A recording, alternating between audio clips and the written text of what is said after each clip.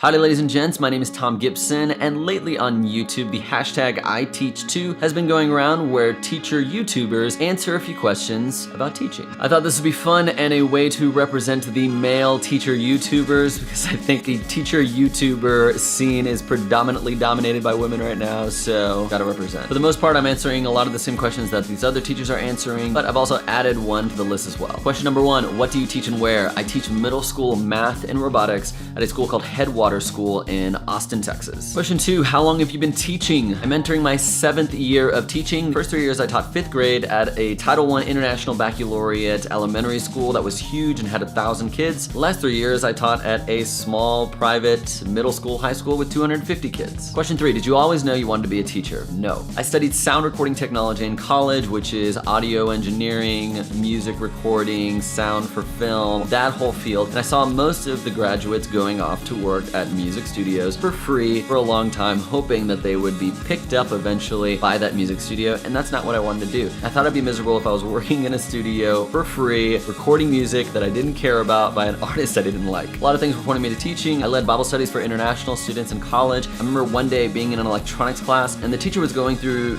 this process that took multiple steps, and a lot of people were confused, and electronics is not my forte, but it clicked for me, and he actually said, does anyone else want to give this a shot and try to explain it? And I was like, okay, I'll try. And then I went up and I explained my thought process to it, and a lot of my peers came up to me afterwards and like, yeah, I had no idea what was going on until you got up there and taught it. That was kind of a cool moment. That was like, maybe I could teach. About 2 months before I graduated college, I decided that right after college, I was gonna enroll in a alternative teaching program and go that route. Question number four, what is your hashtag teacher outfit of the day? I generally wear slacks and a collar shirt and a tie. Sometimes I'll mix it up with a bow tie and suspenders, but I like this quote from the book, The First Days of School.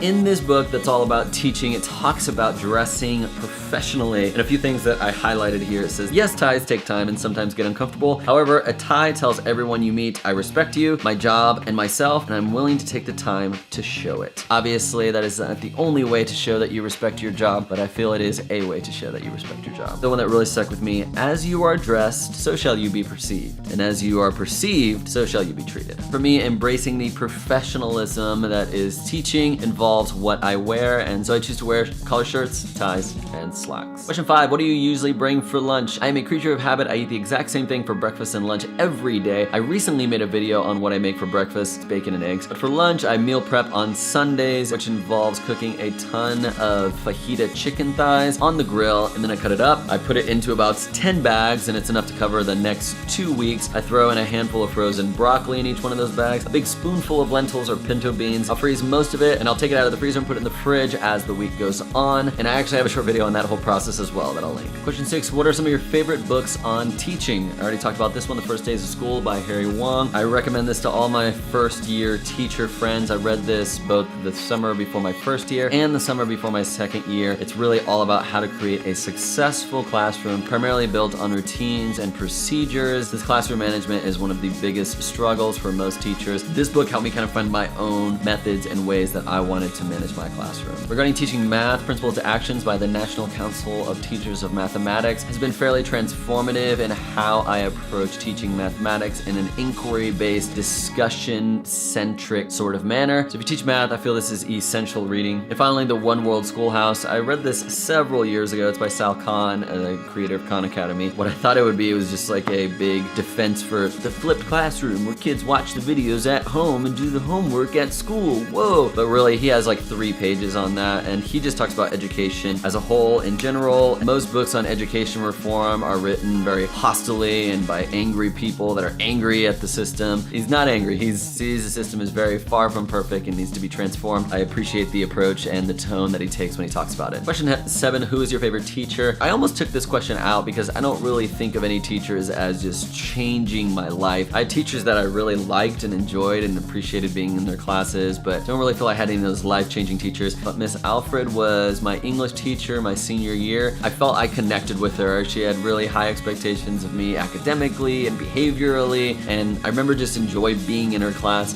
even though I read the Cliff Notes for Lord of the Flies, which was actually probably longer than the actual book itself. And Bobby Arnold, who was a sound recording technology teacher in college, he loved his craft, loved audio engineering, was an old-timer that had been doing it since the 60s, and wasn't afraid to just lay into you for being lazy and not putting the work into these projects and not caring about your craft, which I appreciated and I valued and I needed. And you could tell he cared for his students and all those other things that everyone says when they're talking about their favorite teachers. Question 8, which I added, is how did you get into making YouTube videos? I've actually got a whole separate video on how I got into filmmaking in general, and YouTube is a huge part of that. But it wasn't until maybe 2.5 years ago when I got this DSLR that I'm filming on right now, where I started recording stuff at school, and I was able to get Premiere Pro installed on my computer through my school. And so I started getting more tools to actually create higher quality content. As I was creating that content, I wanted a platform to share it, and that's when I started investing more into YouTube, recording my math classes, recording my robotics classes, recording school trips that we went on, and vlogs and other creative videos interspersed kind of throughout all of that. And I love videos that I get to kind of creatively edit and learn new techniques and what'll look cool, and that's one of my favorite parts about putting your content on YouTube.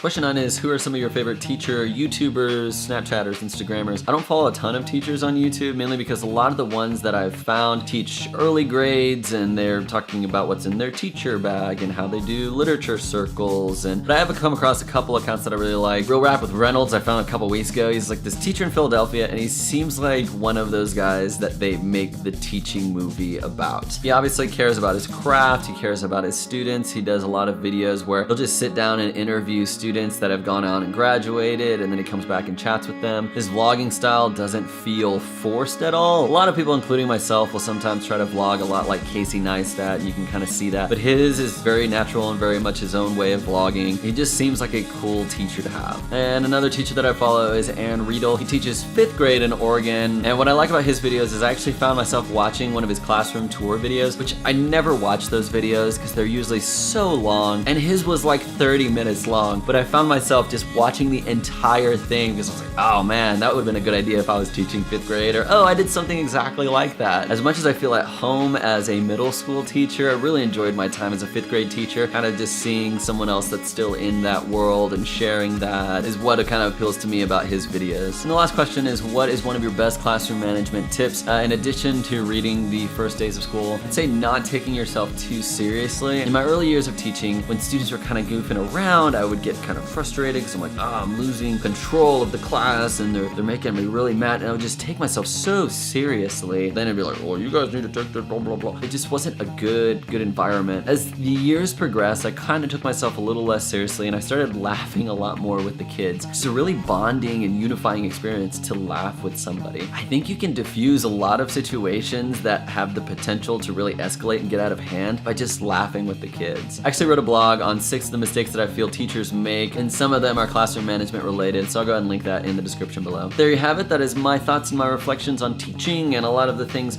surrounding teaching. If you're a teacher and have one of these videos, leave a link to it in the description. I'd love to see them. And if you're new here and would like to stay in the loop with any upcoming videos that I put out, hit that subscribe button, and hopefully I will see you in the next video.